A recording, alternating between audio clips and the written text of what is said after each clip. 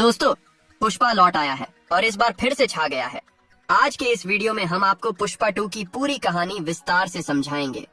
अगर किसी वजह से आप फिल्म नहीं देख पाए हैं तो चिंता मत कीजिए, यहाँ आपको हर पल का रोमांच महसूस होगा। और हाँ, अगर अभी तक चैनल को सब्सक्राइब नहीं किया है तो अभी कर लीजिए।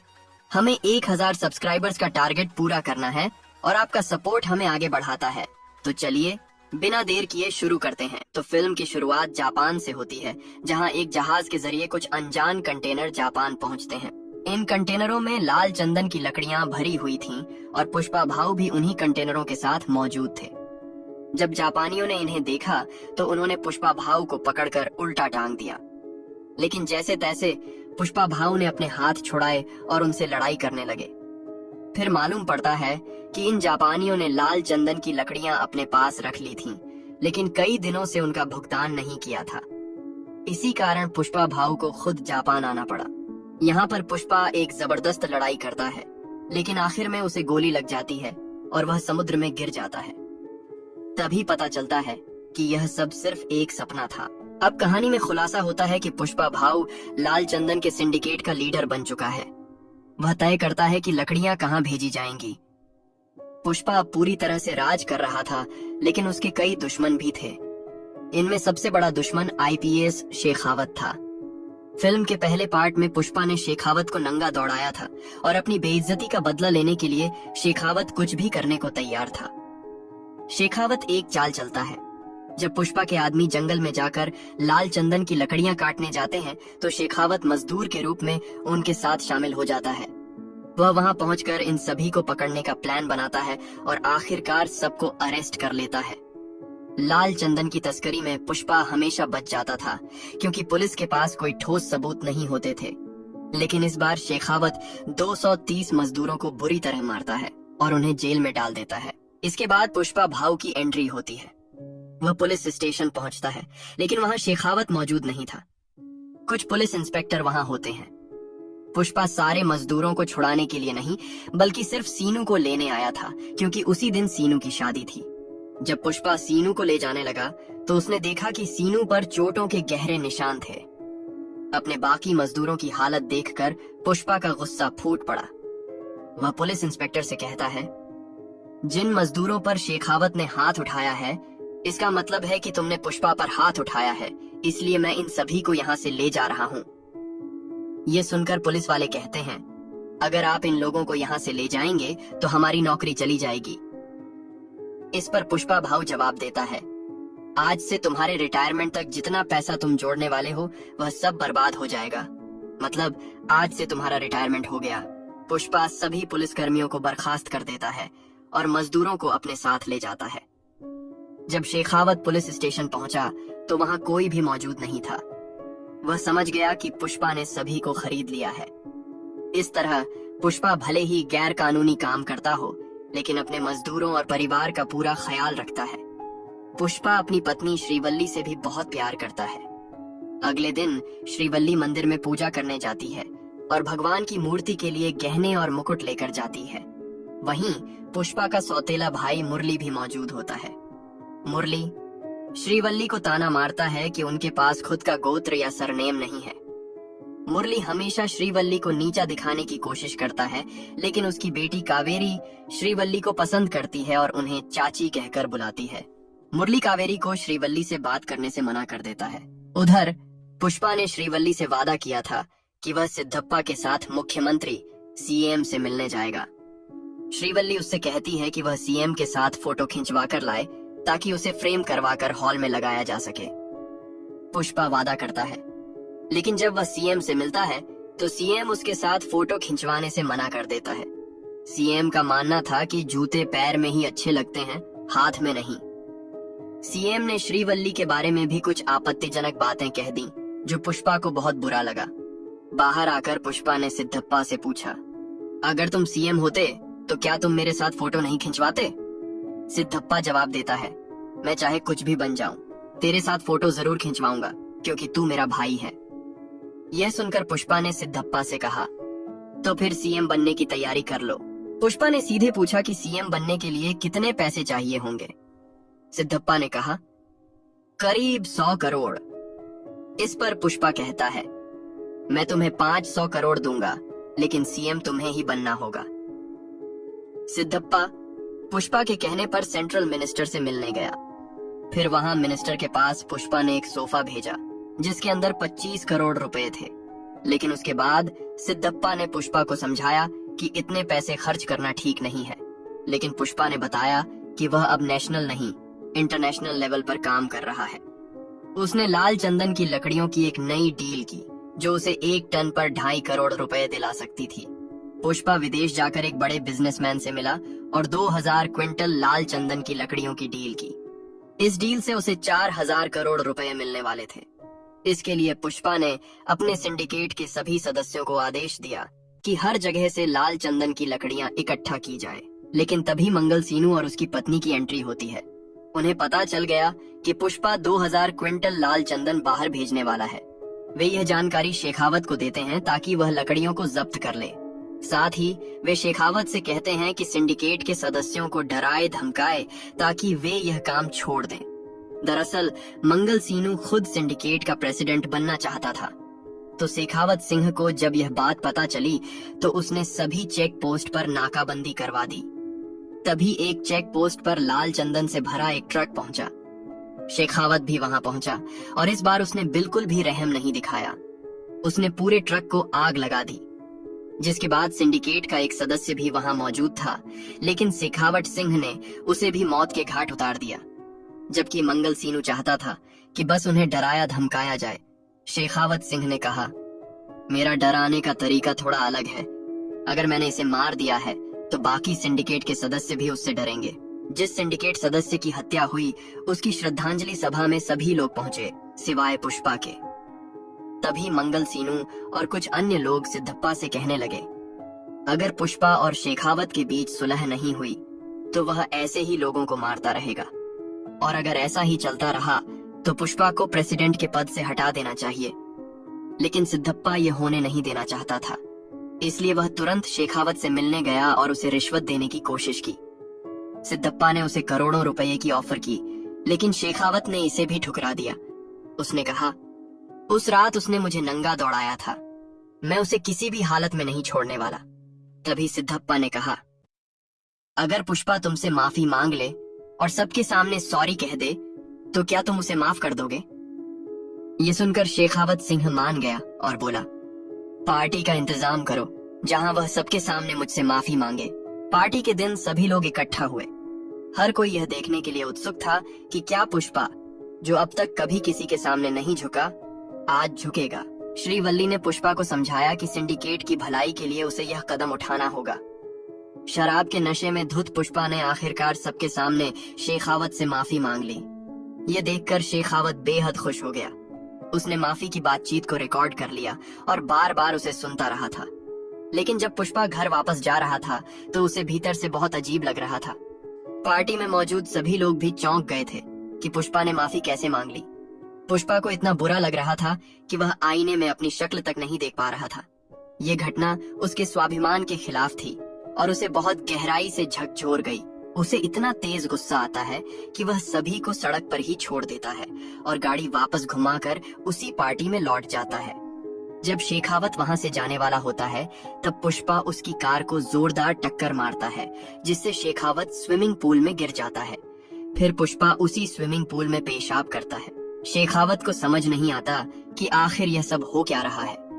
पुष्पा उससे कहता है, पुष्पा एक ब्रांड है और वह किसी के सामने नहीं झुकता। वह शेखावत को चुनौती देते हुए कहता है, मैं 2000 कुंटल लाल चंदन की लकड़ियों को देश से बाहर भेज कर रहूंगा। अगर मैं इसमें नाकाम हुआ और तेरे हाथ एक भी लकड़ी लग गई तो मैं जिंदगी भर मजदूरी करूंगा। यह सुनकर शेखावत को भी गुस्सा आ जाता है और वह चुनौती स्वीकार करता है।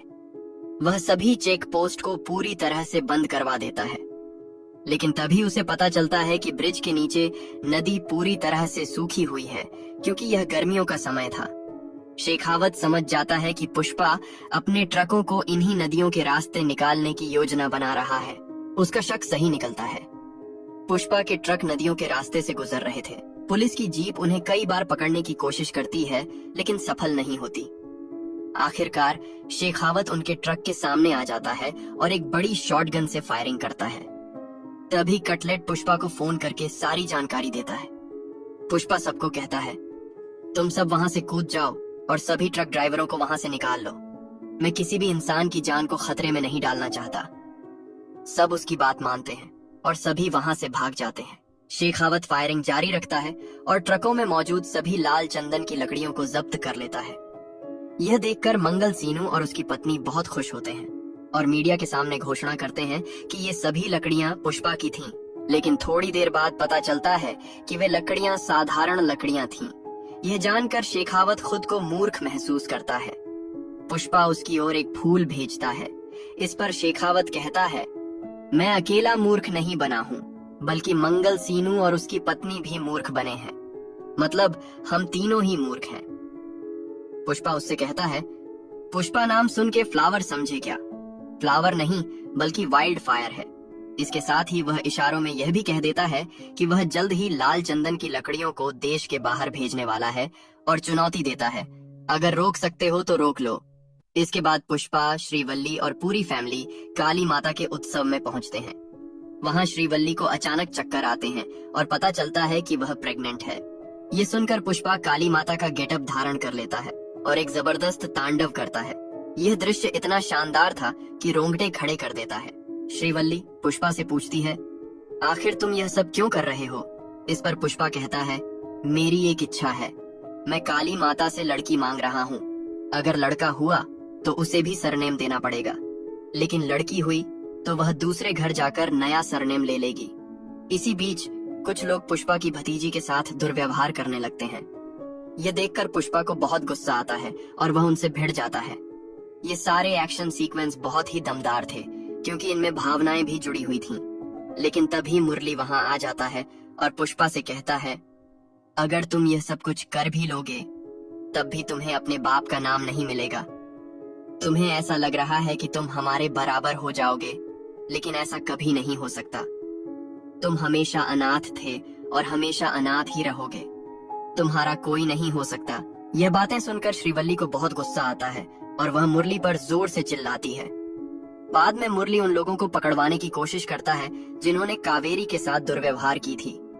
इसके बाद कहानी में हम देखते हैं कि मंगल सीनू, उसकी पत्नी और शेखावत मुख्यमंत्री के पास पहुंचते हैं। वे सीएम से कहते हैं, अगर ये लाल चंदन की लकड़ियां बॉर्डर पार कर गईं, तो आपकी मुख्यमंत्री की कुर्सी भी खतरे में आ जाएगी, क्योंकि इससे 2000 से 4000 करोड़ की फंडिंग आने वाली है। अगर यह पैसा पुष्पा के हाथ लग गया तो वह आपको हटाकर अपनी सरकार बना लेगा। ये सुनकर सीएम तुरंत आदेश देता है कि इन लकड़ियों को बॉर्डर पार जाने से रोका जाए। ये लाल चंदन की लकड़ियां रामेश्वरम के रास्ते श्रीलंका भेजी जा रही थीं, क्योंकि रामेश्वरम से श्रीलंका केवल 18 किलोमीटर की दूरी पर है। शेखावत वहां पहुंचता है, लेकिन वह उन लकड़ियों को पकड़ नहीं पाता क्योंकि ये लकड़ियां जहाज के नीचे छुपाई गई थीं। और जब वह लकड़ियों का पीछा करता है तो उसे सफलता नहीं मिलती। आखिरकार माल डिलीवर हो जाता है और इसके बदले पुष्पा को भारी रकम मिलती है। इस पैसे को देखकर पुष्पा बहुत खुश होता है। वह इन सारे पैसों से सारे एमएलए को खरीदने के लिए इस्तेमाल करता है। सारे पैसे सोफों के अंदर छुपाकर एमएलए के पास भेजे जाते हैं। अब सारे एमएलए पुष्पा के नियंत्रण में होते हैं। ये सब देखकर शेखावत बुरी तरह से टूट जाता है। उसके पास अब कोई रास्ता नहीं बचता। वह जानता है कि उसका ट्रांसफर तय है और अब सरकार भी उसके नियंत्रण में नहीं रहेगी। सरकार भी अब पुष्पा की हो चुकी थी। गुस्से और हताशा में शेखावत नकली लाल चंदन की लकड़ियों में आग लगा देता है। उसने काफी शराब पी हुई होती है और वहीं रुक जाता है।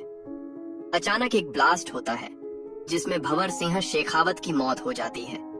हालांकि उसकी मौत को सार्वजनिक नहीं किया जाता और न ही उसकी डेड बॉडी दिखाई जाती है। कुछ दिनों बाद कहानी में दिखाया जाता है कि मुख्यमंत्री बदल चुके हैं। अब नए सीएम सिद्धप्पा बन चुके हैं। पुष्पा ने पूरे राज्य में अपनी पकड़ मजबूत कर ली थी क्योंकि उसने सभी एमएलए को खरीद लिया था। जैसा उसने वादा किया था कि 24 जुलाई को सीएम उसके घर आएंगे, वही हुआ।